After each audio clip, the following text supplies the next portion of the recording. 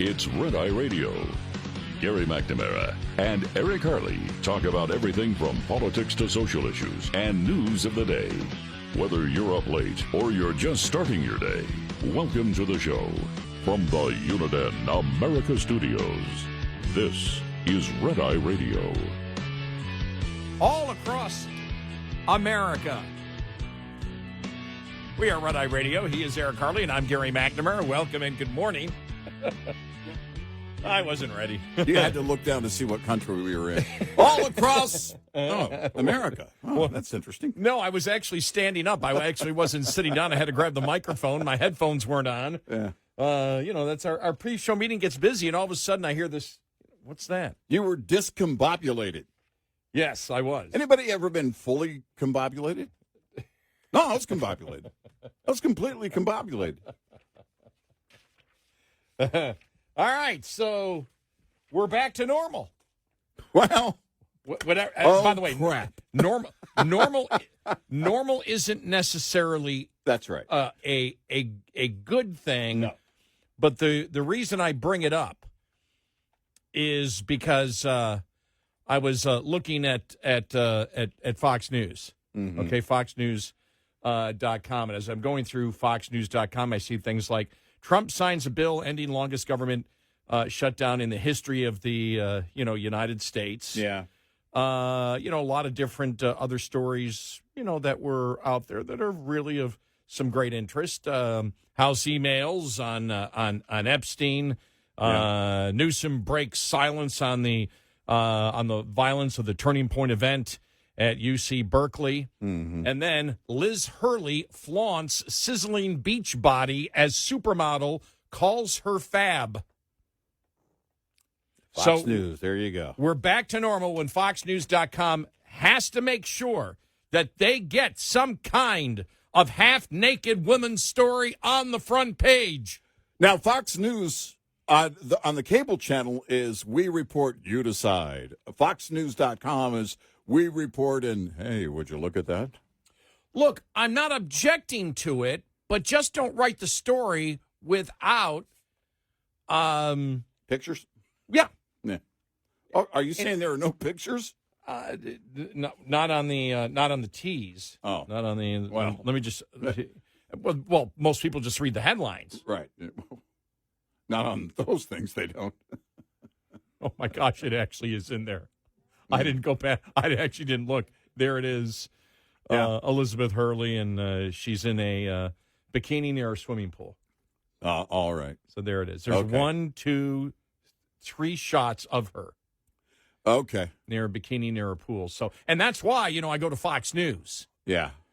Because I'm just I'm sick and tired of just going to Penthouse or Playboy. Yeah. Does Penthouse even exist anymore? I don't know. I have no idea. I don't.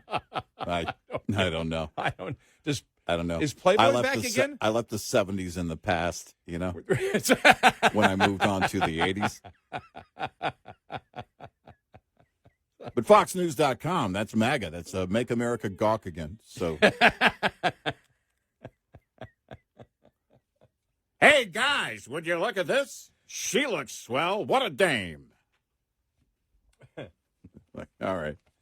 Well, I did like the fact that Republicans were very, very loud. We'll have some audio coming up here. Yeah? Actually, Chip Roy coming up here in a little bit. Yeah. Louder than ever, which they should be. Look, Obamacare's failing. Yeah.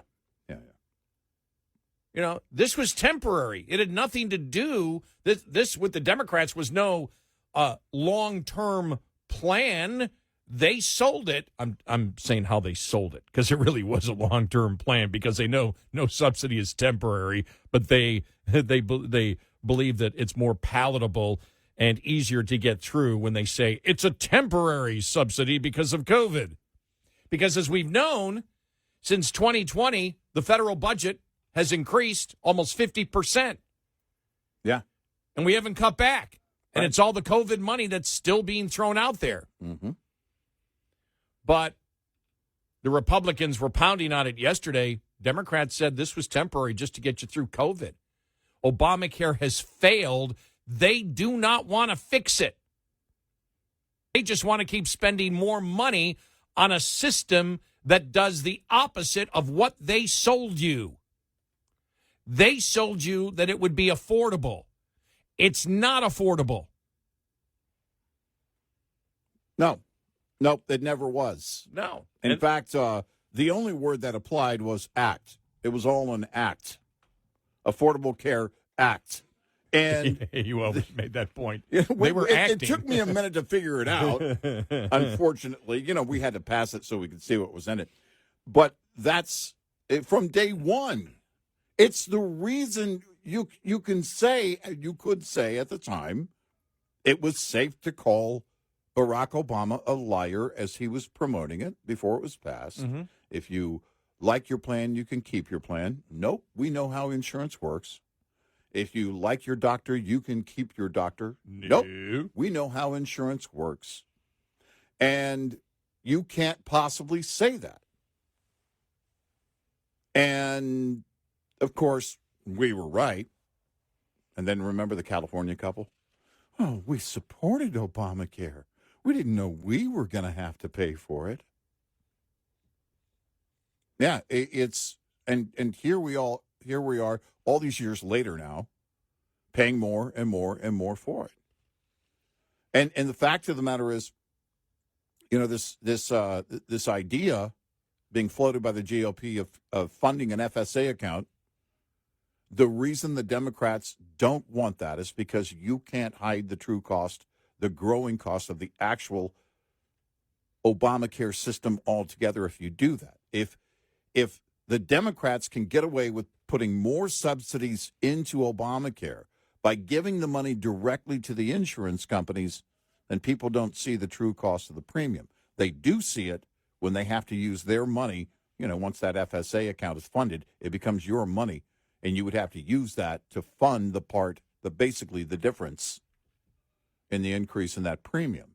And which means you're going to be out that money. It's coming out of your FSA account every time. And if there's going to be a way, if you're going to fund this whole thing, again, that is the way to do it. And the Democrats don't want that because you can't hide the cost. You can't hide the true cost by giving people their own money in an FSA account and then having them follow through with paying the difference. I think that's a big part of it. I think that's in part why the GOP wants that, is because you give people a year on it and they're going to look at this and go, why is this so expensive? Why is this getting out of hand? It's interesting because this a op-ed piece, Chris Jacobs, who runs hang on one second here, let me just make sure I get it. Founder and CEO of Juniper Research Group says Republicans already have an Obamacare alternative. Why aren't they talking about health reimbursement accounts? And let me just read a couple of sentences here. When it comes to health care, Republicans never miss an opportunity to miss an opportunity.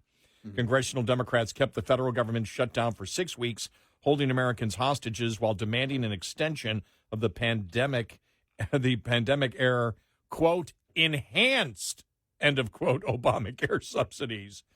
Yet a better alternative than $350 billion bailout stares Republicans in the face. It was developed during President Trump's first term. With Americans rightly concerned about affording coverage, the GOP should get off the dime and promote a solution that enhances insurance affordability and portability. Lost in the subsidy debate, nearly half of those purchasing Obamacare policies are affiliated with the small business, according to the health policy group KFF. That dynamic occurs as more small businesses have stopped offering health insurance because Obamacare exists, with the shares of businesses with 10 to 49 employees offering coverage declining 26 percentage points since the law's passage. The first Trump administration sought to stem that decline while improving insurance competition and portability. In 2019, officials finalized a rule allowing employers to fund employees' individual health coverage through a health reimbursement arrangement. HRAs differ from the traditional employee sponsored coverage because the employee, not the employer, selects and owns the insurance policy. Crucially, however, employers and employees can still make premium contributions on a pre-tax basis.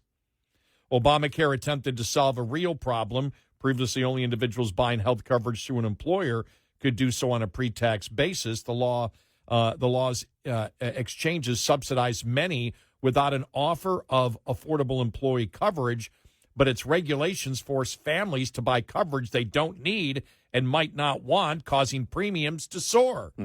Rates more than doubled in the law's first 4 years and continues to rise more sharply than employer plan premiums. The enhanced subsidies Congress enacted beginning in 2021, which premiums are free for nearly half of enrollees, have encouraged massive fraud. As the Congressional Budget Office and others have documented, the Trump administration's HRA option provides a better way forward for many stuck in the Obamacare morass.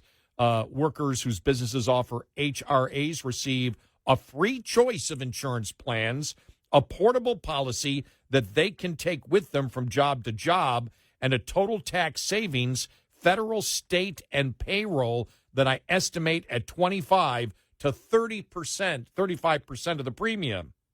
Those tax savings could come in handy if the enhanced Obamacare subsidies expire as scheduled on December 31st. As I noted in these pages, while most households will face a modest financial impact of roughly $50 to $100 a month, households with incomes exceeding 4 times poverty will no longer qualify for subsidies, and families making just above that threshold could face thousands of dollars in heightened cost.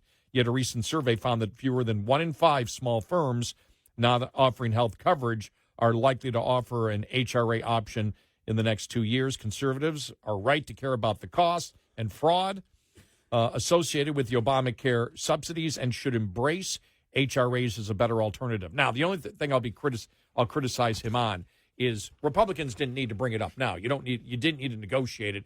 You can bring it up now. I think he's off on criticizing Republicans, saying you should have brought this up right now. During the whole shutdown.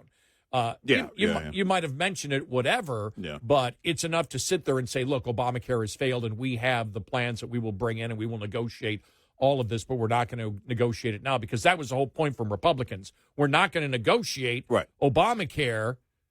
We want a clean CR, then we'll negotiate. So I disagree with Mr. Jacobs when he talks about the fact of, Republicans have missed an opportunity. Yeah, there's still opportunity here. Oh, yeah. And by the way, this could be one option that's offered up for discussion, but at the end of it, I don't think Democrats want any part of it.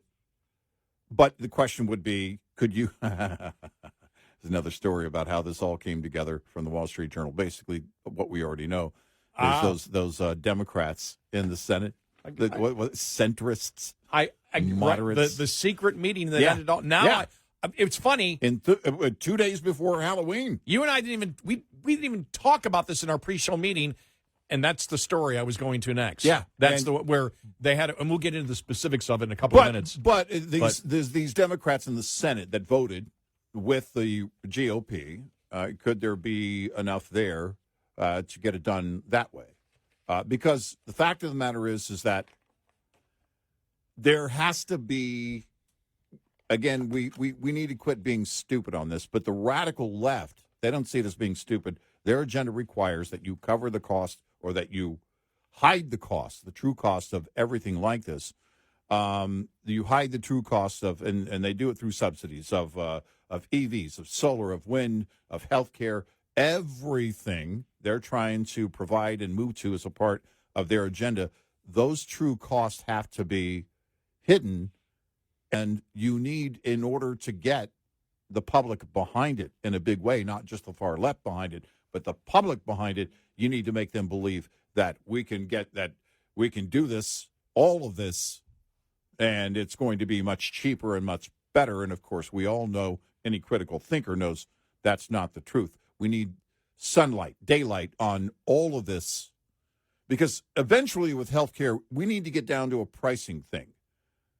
We need to get down to the cost between the healthcare providers, the hospital systems that are out there, all of those procedures and everything else. And again, give people and incentivize people to make choices accordingly. When that starts happening, then you'll see, I'm not going to say prices will come down, but you will see the spirit of competition start to work in a better way. I don't know, I can't quantify how much that's going to change things, but at least we will know we're not going to be covering costs by or covering up the true cost by throwing money at insurance companies, or in this case, Obamacare, and government money on top of that, and then we don't know the true cost. You know, who was it? Was it John Stossel? John Stossel. He had a heart attack or something, went into the emergency room, and he's like, you know, and then I'm looking at these costs and everything else, and he goes, there are so many things that I didn't know about what costs go into it, and you know, this, and why don't we know these things? And that was during that time when conservatives had already started that conversation about knowing the true costs with every hospital system, with every procedure. You know, prices may vary. We understand that. But that's what you want to look at. And why don't we have greater choices? Well, because we've bogged it down with a middleman when it comes to insurance companies. We prefer that method. And we've bogged it down now with Obamacare and subsidies, taxpayer money going into it. The far left's going to go crazy when they find out, because this article from the Wall Street Journal came out like it last night. Mm-hmm. Yeah. So tomorrow when they find out, Schumer knew about it.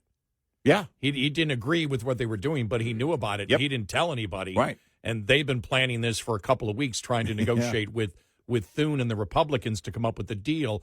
Oh my gosh, I can just hear the screaming. All these senators need to be primaried. Yeah. Oh yeah. Yeah. We are Red Eye Radio.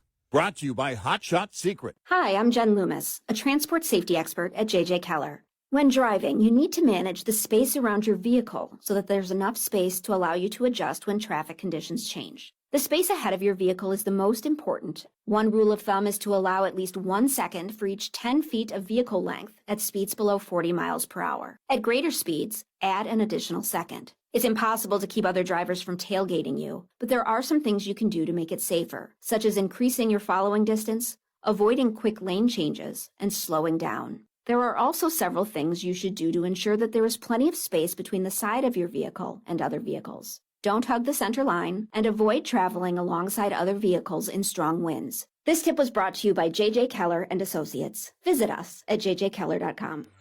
Get in touch with Red Eye Radio, toll free at 866-90-RED-EYE.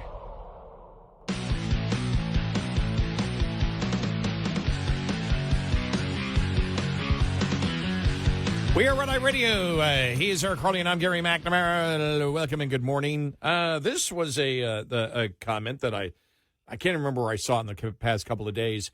You know, if you privatize the TSA and you privatize air traffic controllers, you don't have this problem with the shutdown. Oh, yeah. Interesting point. That people have been screaming about for years. But all I want, now that the shutdown's over, let's get these airports moving, and let's get that $200 that Democrats are talking about, $200 for the next 6 months to all Social Security recipients. Yeah. That'll set you up for the holidays. It'll set me up for the exactly. Yeah. Now we can't. We have to get away from this pathology of dependency of the government. Yes. Except when it's in my own self-interest. That's right.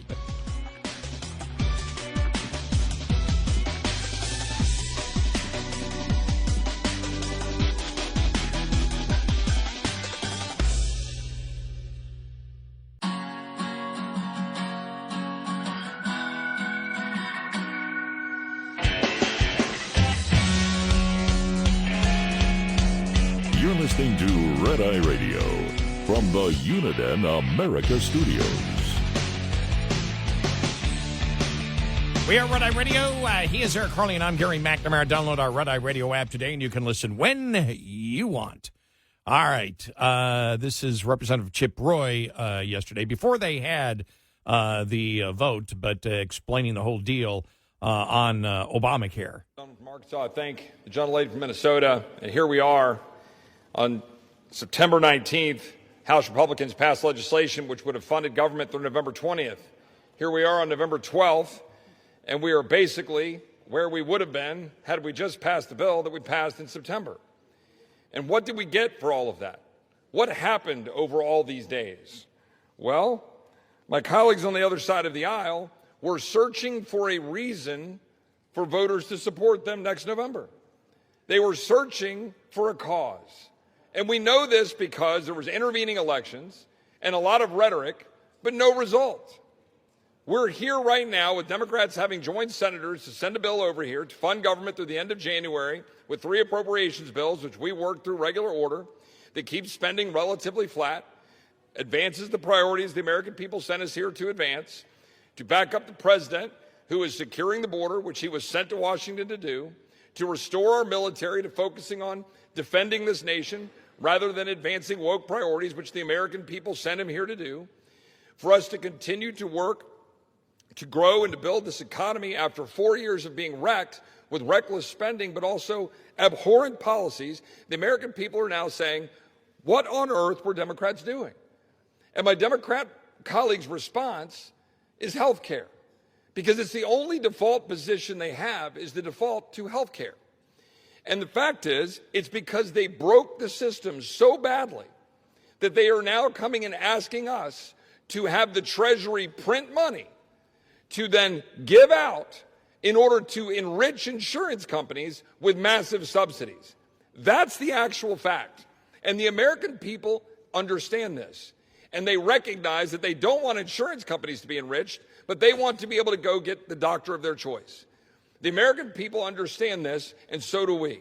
And we're here to open the government, and we're here to stand up for doctors and patients instead of insurance companies and big regulators.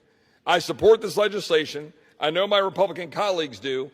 The question really is, will Democrats, or will they wish to perpetuate the shutting down of government to enrich insurance companies? Ooh. Yeah. Sorry, I get a kick out of that. I don't know what's going to happen at the end of January. Well, I don't know what's going to happen all the way through December now. Right. You know, Yeah. all Yeah. the discussion on, because by January 1st, it's they've got to come up with the subsidies expire at that particular point. Right. So this discussion is going to be going on. Are the Democrats just going to stick with all the subsidies and no reform of Obamacare? Is that a winning position for them? I don't believe that it is. The question would be, do they believe it is? Because I do believe that they brought up health care because they know what's going on. They know that Obamacare isn't working. They know it. But the fact is they don't wish to change it.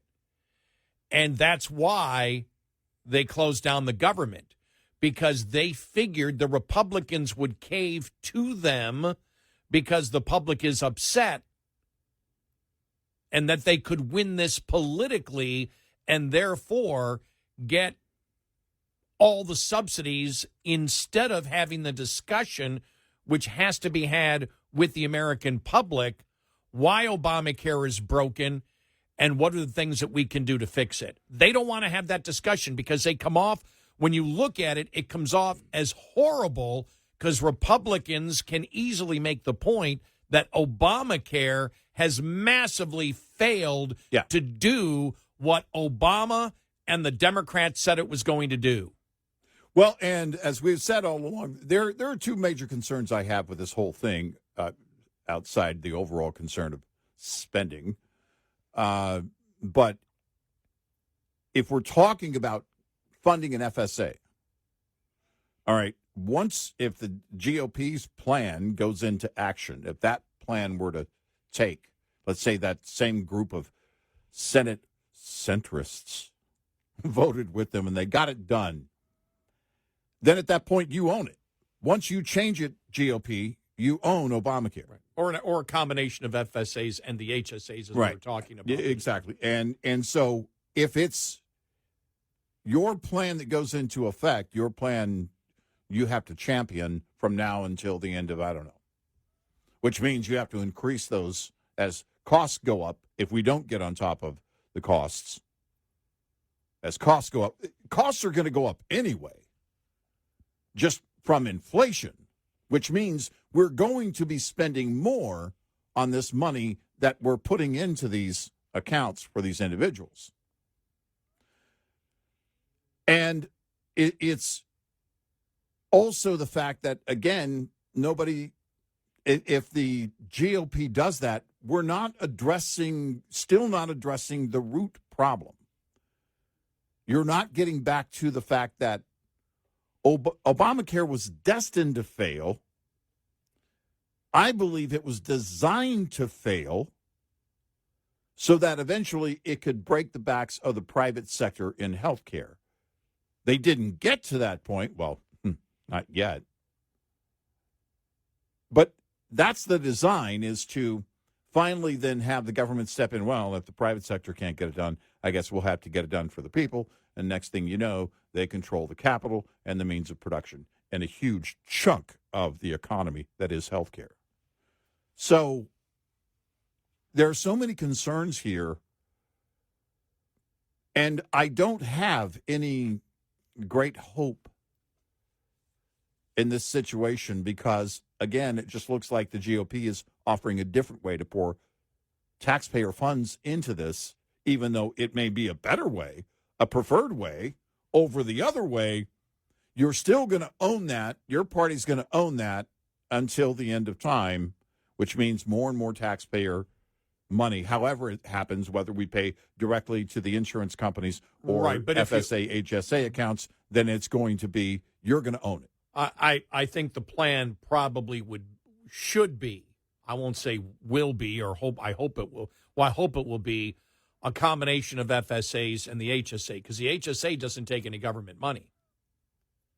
And when you look at, and so you're not solving. From the employer, yeah. Right, you're not solving the entire problem with an HSA, which is where you have more competition, you have more choices, and it's pre-tax money from the small business or the employer and the employee paying into it, and so you get that particular benefit. And if it's true, you could save 25 to 35% on healthcare costs, and you get companies back into doing it as the job market. Here's the other part: the job market becomes tighter, and with competition, there is now the incentive for smaller companies to be offering a number of different healthcare plans out there.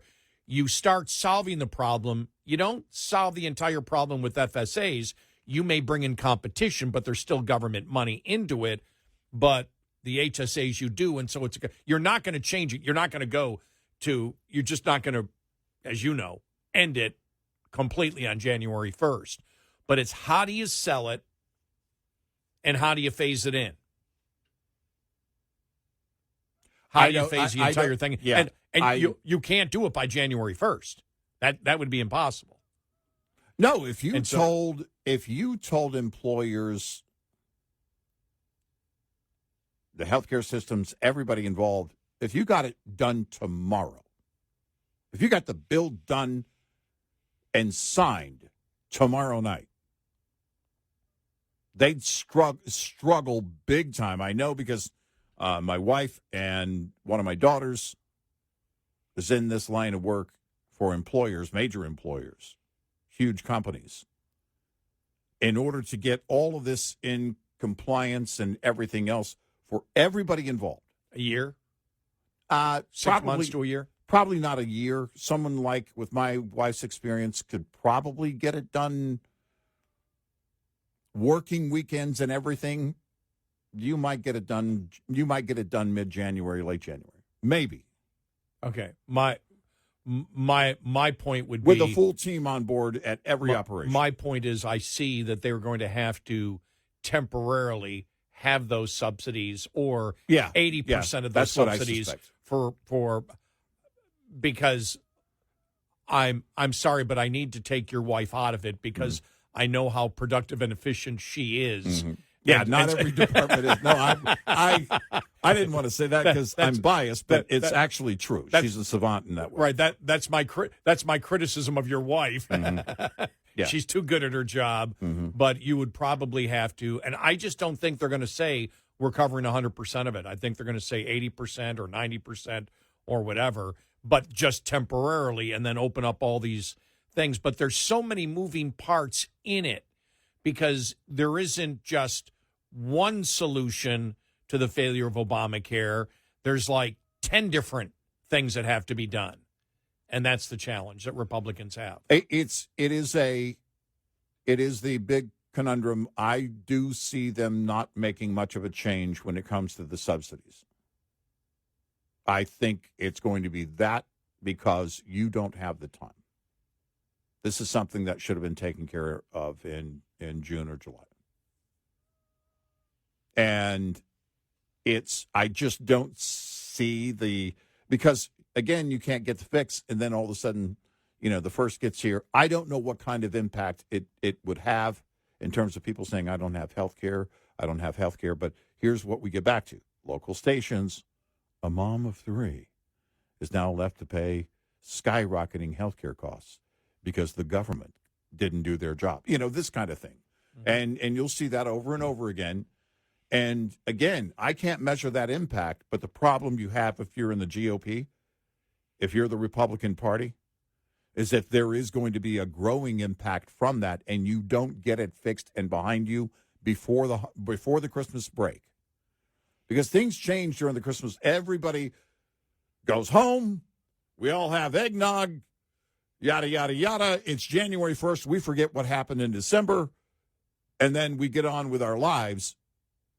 That's kind of politically how it works and why you want it done in the days of December leading up to their Christmas break. Because I'm the old guy here and have experienced so many of these, it will be, we're still negotiating. We've made great progress, but we're going to extend the Obamacare subsidies through the middle of February. So when we come back after January, we have another month to get this thing done. I think it would be for the full year. You really? Yep. Because logistically, you're still talking about the same thing. Well, same issue. no. What I mean is you extend it for a month or two and you keep extending it. But you don't give them the full year. You want to put You don't give them the full year all at once. You just do it. Right. Oh, You do, yeah. right. It may take the full year to do it. I don't know if they can do it. I'm talking about in a perfect world. Yeah. And people, you may not know it. We don't live in one. Nope. For some reason, in my mind, I don't necessarily want to apply the word cave here. It may apply technically, but I think the GOP caves For a year? in December and says, look, logistically, there's no way to get that done and make sure that people are covered in with all the changes. But we're going to make this the focus of the 26 midterm season to bring about cheaper, affordable health care for the American people. The problem is if you don't just do it in segments a month or two, there is no pressure on Democrats. They will not bargain. They'll let it go through, and if they win the election or win the House and Senate back, then they can continue doing what they're doing. Yeah, well, I see that reality, but I don't know that the GOP will go that way. I guess we'll see. We are Red Eye Radio. Coming up, more with Gary McNamara and Eric Harley. It's Red Eye Radio.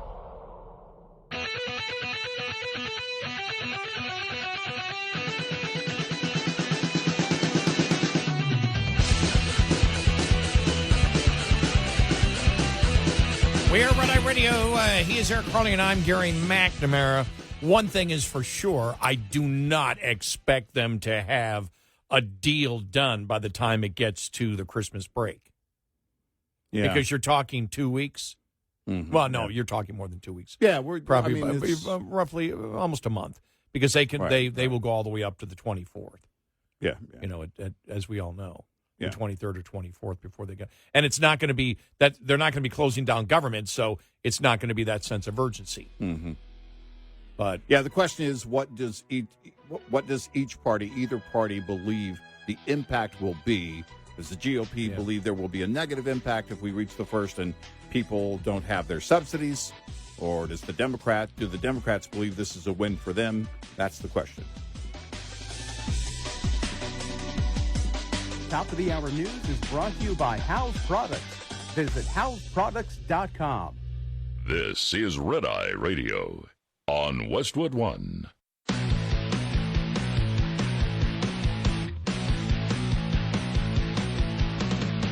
Now, it's Red Eye Radio. Gary McNamara and Eric Harley talk about everything from politics to social issues and news of the day. Whether you're up late or you're just starting your day, welcome to the show. From the Uniden America Studios, this is Red Eye Radio. all across America, we are Red Eye Radio. He is Eric Harley, and I'm Gary McNamara. Welcome and good morning. All right, so here we go. The politics of the shutdown and what's going to happen to Chuck Schumer. First, we go to Bret Baier. And this was before, I think, the Wall Street Journal article came out where they talked about the secret meeting that we'll get to in just a moment that was held between those Democrat senators and John Thune. 2 days, the meeting started 2 days before Halloween. Yeah, So, right. But Brit Hume was asked about it yesterday. Here's what he had to say. Well, perhaps it is, but you notice that those voices you saw, they're all in the House of Representatives. They don't have a vote on who's the Senate minority leader. And so far as I know, we haven't heard from any Senate Democrats that they're ready to give their leader over there, Schumer, the boot. So as long as that's the case, he's probably safe for now. But I don't think I would be buying any long-term investments in older Democratic leaders in the Senate or the House going forward here. Well, According to the Wall Street Journal, and this came out last night, the turning point of the government's longest shutdown did not involve President Trump or Senate Minority Leader Chuck Schumer, even though Schumer knew about it. Instead, after the Senate adjourned for the day, Trump might have known about it, but that doesn't matter whether he knew about it. right. The question is, the criticism from the left is on Schumer. Instead, after the Senate adjourned for the day and most reporters had emptied out of the halls, a small group of breakaway Democrats slipped unnoticed into the office of Senate Majority Leader John Thune. The shutdown was nearing the 1 month mark, and the group was growing antsy as federal workers missed paychecks and food aid programs ran out of money. 2 nights before Halloween, the senator sat down with Thune, ready to reopen the government. People familiar with the meeting said. Maine Senator Angus King, who caucuses with the Democrats, considered an independent, but he's far left, helped lead negotiations. The meeting, one of several, had been requested by King and other, we're going to put these in quotes, centrists. Yeah. Very loose quotes. Republicans in attendance were Thune and Senator John Hoeven of North Dakota, a former governor and senior member of the powerful Appropriations Committee. The group told Schumer that they were talking to Thune and read him into their discussions, but Schumer did not participate directly, according to the senators involved. I thought that leadership had to have known. They had to have known that there was I didn't know it was going on going back 2 days before Halloween, but I had to have known that it didn't happen in like an hour, and Schumer had to have known.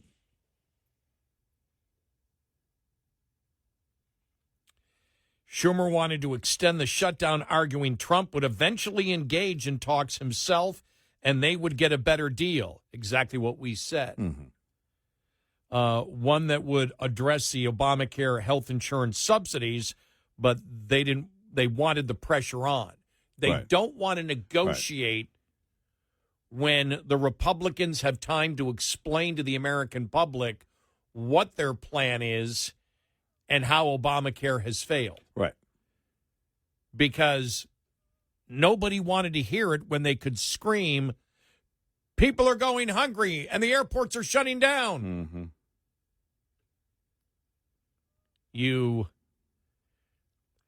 You defer to something else, but you at the same time putting the pressure on Republicans, but it didn't work. The talks between the two parties ultimately produced an agreement, but divided the Democrats, with some seeing it as a failure of Schumer's gamble that he could hold his caucus together long enough to force Trump to the negotiation table. But the fact that he knew about it, that's the problem. Yeah. To get to, there's, everything else still is, stuff we know about. But when you look at it with Schumer, the fact that he knew about it and said, he didn't tell them, I don't want you to do this. And he, from what we know, he didn't go to the other Senate Democrats and the other, leadership of the Senate Democrats and say, we need to stop this now. Do not negotiate with them and come out publicly against them. He knew it was going on. Mm-hmm. Now, you might say, well, but that's reasonable. Not to the far left. No. Not to the far left, it's not. No. And that's the challenge, because now this story comes out, and they find out this has been going on. What? Halloween was 2 weeks ago. Mm-hmm. 2 weeks ago tomorrow. Mm-hmm. So that's... So it was 2 weeks ago yesterday. So 16 days ago they started negotiating. Right. Nobody knew that was going on. Right. And it's going to infuriate See, the far left. this is the problem when you put the cheese on the burger too soon. Always the problem, Chuck. Because he was in full shutdown mode. No! Ha-ha! I'm a hero this time. I'm not going to screw it up like I did last time. Ha-ha! Oh, you guys want to go talk to him? Okay. All right.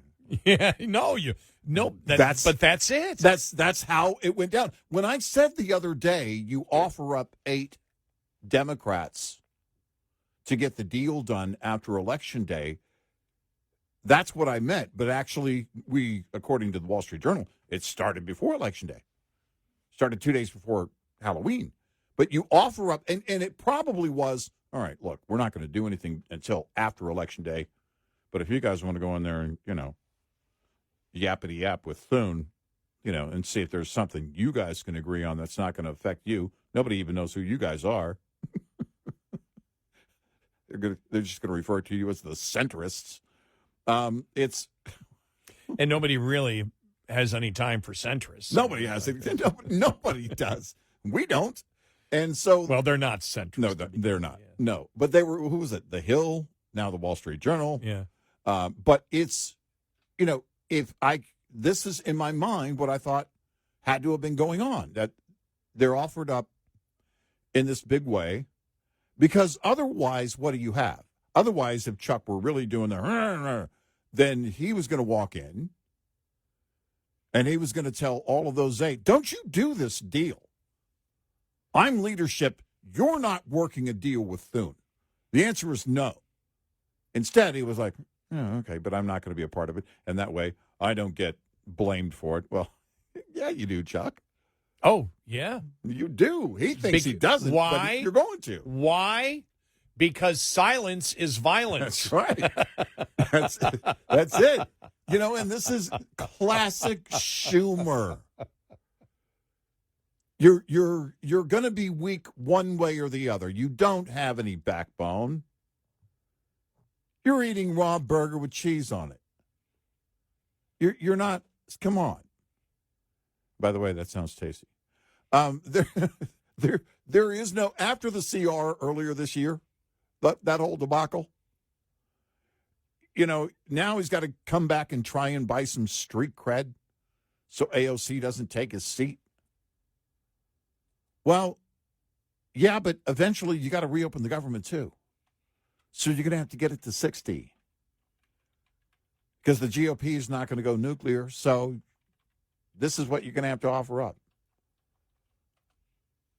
And there's no way around that. That's the way it went down. That's the way I've felt for a number of days now. I said it the other day. You offer up. At first, remember, the one story was as many as a dozen, and then it was 10, and then it got down to on the final count down to 8, which is interesting because it always gets down to the exact number they need, right? It always comes down to the exact number they need to reach, given that there was going to be one Republican vote no. Well, you had people that believe they're safe in their district and retiring. Yes, and so there might have been 12. That story might have been yes. correct. I'm with you on that. But you didn't need the other 4. Exactly. All you needed was the 8. Right. You pare it down to, okay, where are we? Where's the GOP? All right, they got 52. Okay, we only need 8. Okay, so then who can we spare out of that original dozen, the dirty dozen? Then who is it that's going to be ending up? Who do we need, and how many do we need? And let's get that core 8 in there, and boom, that's what you have. And we never talked about this. You just brought up, reminded me. We never talked about the E. coli poisoning that happened when Schumer served those uncooked burgers. Yeah. That the hundreds of people that he served them to, how that really skyrocketed the cost of Obamacare because the number of people that were in the hospital long term because of that. Right. Yes. That has to be considered in the talks that are upcoming. Oh, my gosh, it's so fun. But when Brit Hume said, I don't know, if any older Republican leader, I wouldn't put stock that's going to be around for any length of time. Right. Believes he's safe right there. And that's what it's about. That's exactly what it's about. That's what you and I talked about. It's not even where you stand. Right. Because Schumer is a liberal, and he's a far-left liberal. They all went along with the insanity. Yes. And by the way, they shouldn't call them centrists. What they should say is the half-crazy Democrats were willing to deal with Thune. Right. We need to, have steps. Right. There are no centrists. Right. There's half-crazy and crazy. Right. And Fetterman would be the one that would be not even half-crazy. Right, yeah. He's still a liberal, but he's not crazy. Think about it.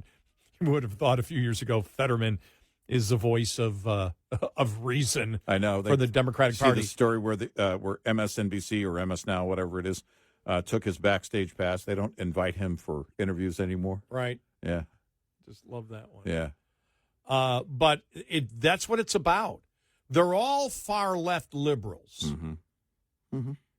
And the only reason they want Schumer out is because, the people that have been in there for a significant period of time, they may be far left socialist Marxists, but they know they can't sell it to the American people. Right. And that's what's going on right now. They want the young, ignorant, clueless, but totally arrogant and egomaniac young Democrats that believe they know what's going on and they're completely clueless. They want them in there. And one thing that hasn't been discussed in the media, really never discussed it, this what a wonderful thing he did by winning the election. The reason that we look at the United States and we say, yeah, there's going to be problems if Democrats get in power. But the thing is that's always on our side is what they believe fails in the real world. It fails. Right. Communism fails. Right. Socialism fails. Obamacare, they had lied to you. It's failing. It's not doing what they told you it was going to do. And that's the one thing that conservatives, not necessarily Republicans, because you've got more liberals and more populists in the Republican Party, but you can't change economics and you can't change how things work in the real world. You can't wish them away, and socialism, Marxism, communism does that all the time. Mm-hmm. As Milton Friedman said, my God, the evidence is so clear as to what economic system works. I mean, it couldn't be crystal clear, and it's like, no. And you're able to, with the American public, say, yeah, but we're going to do this by just giving you money, giving you money, giving you money, giving you money, giving you money, giving you money, giving you money, and giving you money. Yep. You see the Republicans now in that, with Trump talking about the $2,000. That is, as we've talked about before, that's what we hated about Democrats. The redistribution of income. Take it from one group and give it to the other because you've got damage from taking it from one group. Yeah, right. Yep. I don't know where this whole thing goes on Obamacare. I don't have great confidence in the GOP and being able to get it done. We'll see. I just see an extension of the same coming up. We'll see how far they extend it. I think at some point Chuck's going to have to Nancy his way out the door. I don't know when that's going to be, for the Democrats. But I think Jeffrey's time is limited even in the House. That's interesting because I was thinking that yesterday. Because I thought he hasn't been the radical that they. Because you think about how Jeffrey's, radical he is. he is. It's almost like we're talking about Van Jones all over again. I know, but it's this. You get into that position, and then all of a sudden he starts sounding like want. You might as well be Boehner. Well, we don't like Messi, and that's not that. Sorry, no. You have to be for the radical movement, for the new radicals. You're going to actually have to get out there and be as radical as you can be because it's on full display now. If you don't live up to the Mamdani, AOC, Jasmine Crockett level, then you're out. You're not useful. And that means every day through your actions in office and whatever position you hold within that office in leadership. We are Red Eye Radio. This morning's USDA Farm Report is brought to you by House Products. Tested, trusted, guaranteed since 1920. Perhaps you have noticed some improvements to national forest and national park infrastructure recently. Recent, as in the last 5 years. Benny Jewett of the U.S. Forest Service says if so, that reflects the Great American Outdoors Act of 2020. The Forest Service and 4 departments of the interior agencies. And so that is all the parks, the restrooms, the picnic tables, the roads, the boat ramps, the facilities, the things like that people really do enjoy on the national forest, anywhere from hunting, fishing, recreating, mountain biking, all those kinds of things that people enjoy on the national forest. And over that time period, we have completed 442 projects, all the long overdue maintenance of infrastructure of the outdoor recreation. Once we've completed all the projects, we'll have completed $1.1 billion of maintenance backlog. I'm Rod Bain reporting for the U.S. Department of Agriculture in Washington, D.C. This report brought to you by Cenex Fuels and Lubes.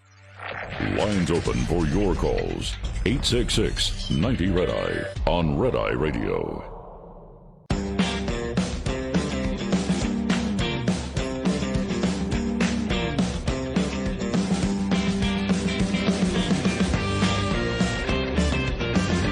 We are Red Eye Radio. He is Eric Carly, and I'm Gary McNamara. Welcome and good morning. Well, now that the shutdown is over, how long will it take airports to get back to normal? I just went, because I fly American Airlines all the time. It says the shutdown is over, and we're moving forwards towards full operations. But right now, the Secretary of Transportation said it's still a 6% cut at all those 40 airports. That's still in effect. And it may take a week. It could go into the Thanksgiving holiday, but if it, if it is a week, well, then that's by next Thursday, and hopefully they will lift it by then. Yeah. Well, and because as we talked about, really next Friday is when the airline, really ramp up for the holidays. Mm-hmm. And so hopefully you're wondering, and, people are wondering, okay, is my flight going to be, there on time or whatever? Mm-hmm. I think they're going to be able to do it. I'd be very surprised in most cases. Right. Yeah, I think they'll be able to do it. Yeah.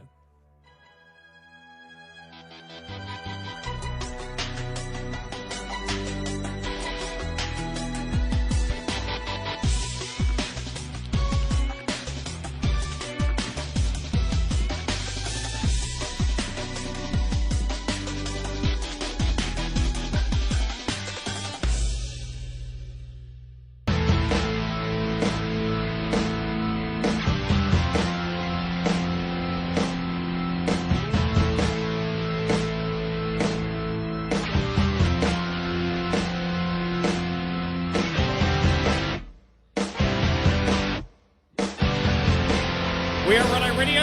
He is Eric Hurley, and I'm Gary McNamara. Welcome and good morning. Well, does it look like the Democrats were trying to change the topic yesterday with the Epstein email, redacted email of the name of the person? Yeah. Yesterday. Yeah. New York Post editorial board. Epstein emails. The Dems and their lapdogs with laptops cry wolf again.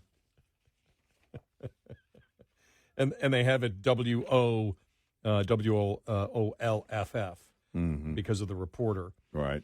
What a low and cynical move by Democrats on the House Oversight Committee, releasing just enough of a Jeffrey Epstein email early Wednesday to inspire the most hysterical possible Trump smearing coverage, even as they knew the full facts told a completely different story. Well, I mean, that's just so unlike them to do that. I've always known them to be fully honest. Of course, all manner of responsible media, quote, responsible media played along. These lapdogs with laptops offered a host of headlines with some version of Trump spent hours alone with Epstein victim. Dirt that is in this age of the internet will be the lasting impression many Americans take away, even though it's centrally false. Specifically, Dems circulated this carefully redacted email from the vile procurer. I want you to realize that the dog that hasn't barked is Trump. The victim, they don't have the redacted name, spent hours at my house with them, and he has never been mentioned. And by the way, that came from that was Epstein who apparently wrote that. Right. It looks terrible until you team the victim, and the victim is the late, is it Geoff, whatever? Yeah, right. Who had worked for Trump before she fell into Epstein's clutches and had publicly said time and time again that the future president never misbehaved in the least towards her. Yeah, I think it's pronounced Jeffrey, But since she is dead and so can't possibly be hurt by the revelations, the only reason to block out her name was to conceal the fact that this gun has no smoke. Yeah, that's it. Make it look like there could be something there when we already know this. And you think it was any coincidence that it came out the day that the government reopened again and Republicans were pounding on the Democrats and Democrats are infighting like crazy? Here's Fox News talking about it. Here's Molly Hemingway, Fox News contributor on Fox, talking about this yesterday. But back to the original point, like that this is even a story today is something of a scandal, meaning Democrats, they went out of their way to obstruct the name of the individual in question to make it seem like Donald Trump might have some secret here that needs to be exposed. And the reason why they obstructed the name is because Virginia Giuffre, the victim of Epstein, had publicly and repeatedly said that Donald Trump had never witnessed or participated in any bad activity. So this is just hard to take people seriously that they actually care about this. There are multiple people who have relationships with Epstein. Reid Hoffman, a Democrat super donor, had a very lengthy and sustained and intimate relationship with Jeffrey Epstein. It would be interesting to know more about that. Bill Clinton, former president of the United States, had a relationship. We even have, Ehud Barak had a relationship. Like, these are interesting things, but when you make it just about Donald Trump, when we already know about it, and we already know that they had a falling out because of how Epstein was handling the situation at Mar-a-Lago, that he got kicked out, it's just, I agree there's like stuff to know, but it's not being handled in any way responsibly here. Molly, just for the record, I'm sorry, I agree. Democrats or Republicans, I don't care who you are in these files. It needs to be out there. Whatever their relationship was, I have no qualms about the Democrats well, with also being Adelina released. Grijalva now being the 218th vote, it looks like we're going to see a lot more. But I just want to go back to what Virginia Giuffre said about Donald Trump. This was from January 2016. She said, quote, "I don't think Donald Trump participated in anything. I never saw or witnessed Donald Trump participate in those acts, but he was in the house of Jeffrey Epstein. I've heard he has been, but I haven't seen him myself, so I don't know." So what about this email that says, "Oh, we spent hours with her"? And why would the name be redacted when this was already out there about Virginia Giuffre? It's a nothing burger, and I agree with you that we should know everything. We actually should have known everything during the 4 years that the Biden administration was in charge and had access to all of this information and could have released it. And if there was anything incriminating about Donald Trump, we would know it already, because everything they possibly could throw at him, they threw at him in the last few years. Well, and this is what the Democrats right now are hoping for, because they don't have power, is that they can keep talking about it and the GOP doesn't move on it, right? And then they can create this false sense that, oh, there was something going on with Donald Trump. Again, we talked about it. They just mentioned it here in this audio cut, that during the 4 years of the Biden administration, when they had the power to do something, if they were going to actually have something on Donald Trump and there was something there, you would throw all of it out. But why don't they do that? Well, because of the number of Democrats you just heard them mentioned that also would have to be in as a part of that fallout. And now that we know what the redacted, it's Giuffre's name that was redacted, we're already back to something we already knew. So now what do? Well, Speaker Johnson saying, all right, we're going to take a look at it. Well, they did release a couple of thousand pages, right? But yesterday. there's more to come, right? And this whole thing is now likely has the Democrats going, oh, crap.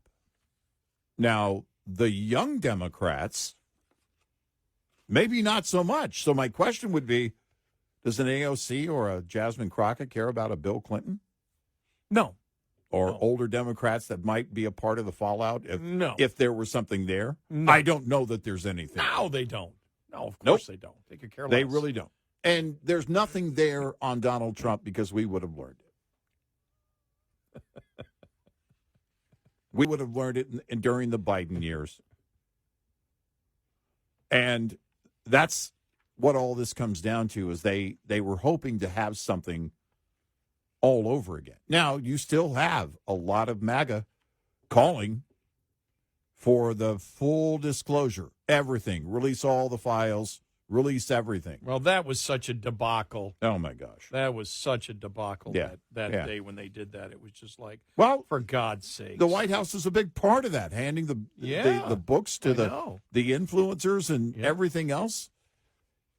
Don't push it if you don't want your own core to be on the rampage until you release everything. And they knew what they had. Yeah. They knew there was nothing there. They knew that information had already been released and still did it with all this hype and hoopla. Right.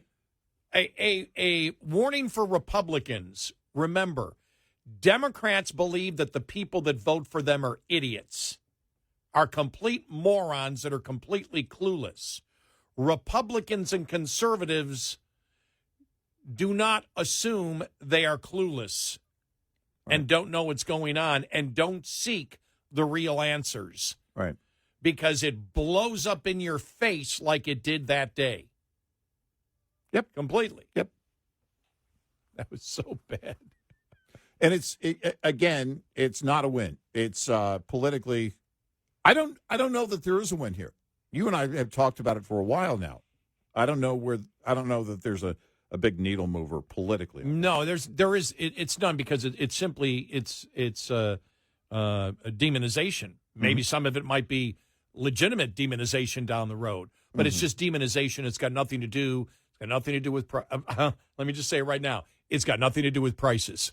It has nothing to do with affordability. Right. Right. And so it doesn't matter. This has been around for such a long time.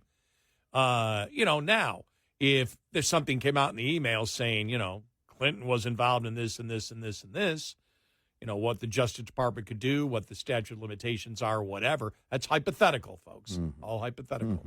That would be a huge story, but it doesn't move the needle on where politics are right now. Right.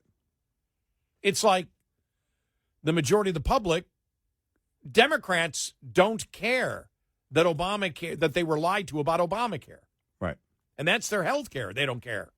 Nope. Just keep pounding the subsidies. It's all I care about. I don't care if it didn't do anything. I've got mine and you got to pay for it. Yep. Just give me what I want and have someone else pay for it. By the way, I do disagree with Chip Roy, who said, and then they want to print money to pay for the Obamacare subsidies, and they want to borrow money. Yeah. Yeah. They want to borrow money from future generations. Yep. That's what that is all about completely. Right. So, right. But yeah, so I don't see it going. That may be. I just don't think you're going to hear anything about it tomorrow. Excuse me, today. Tomorrow is today. I don't think you're going to hear anything much about it today. What are Democrats going to say? There's really not a case you can make. It's been identified as her. There is no story. Where do you go? Right. Right. Unless you just want to sit there and just scream, is Donald Trump a pedophile, without getting into any of the details and just making it on an X post, but you can't be cross-examined on it. That's the problem. Right. And even on CNN, they went after, Jasmine Crockett about it. Mm-hmm. And I forgot the other congresswoman that they went after, saying, yeah, but why this? Well, we're not sure exactly. I'm not sure who the name is, and now we know. Yeah, we know. There's people been covering this for a long, long, long, long time. Well, here's what they're doing. The Democrats are trying to group around a couple of things. A core issue, Obamacare, and a scandal, a Trump scandal. They need that for election year. They need that for the midterm year. And they're trying to see what takes off. Throw everything at the wall, see what sticks. And again, I don't see this being a big thing. I just don't. I think you're getting more of a push in terms of, release everything from the MAGA side. It's the Democrats really aren't getting anything in their favor. Yeah, you're right. It has been the right that's been screaming to release it all. And yep. They haven't.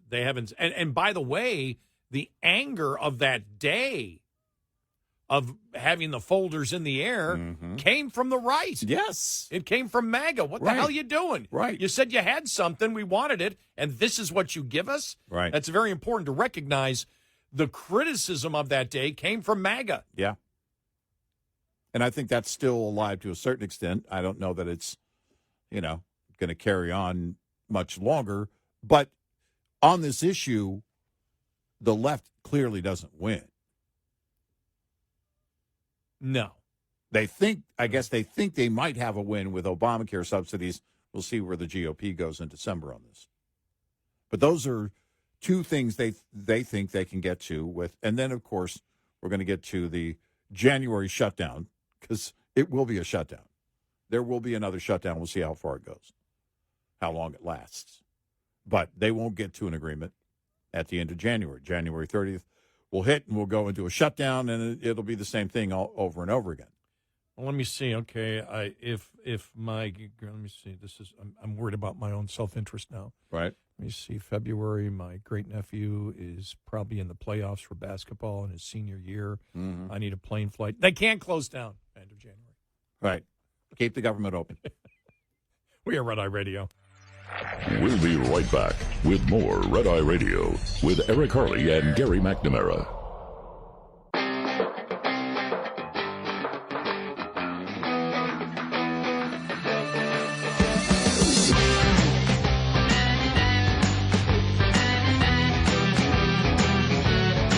We are Red Eye Radio. He is Eric Harley, and I'm Gary McNamara. I'm really interested to see just because Thanksgiving, right around the corner. Mm-hmm. I mean, we're talking next week. I'm really interested to see how quickly Republicans start marketing what they want with Obamacare, what they want to do. Because if you knew this is going to come to an end eventually, you better be prepared to market what you're going to do and why. And it's got to be specific. It's got to be now. Because you want to do this, you want to start, you want to set up what you want to do.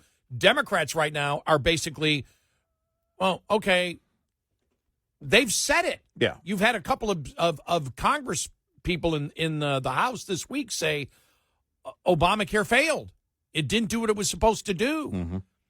And so all they're saying is we got to pay whatever subsidy, whatever increase it is, that's what we've got to do. You've got to force the Democrats to the table somehow. And the only way you can do that is market what's going on to the American public.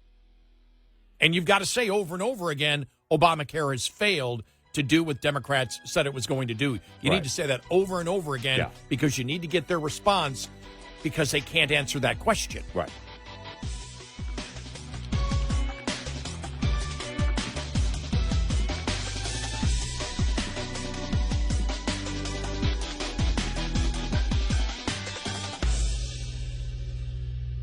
This is Red Eye Radio.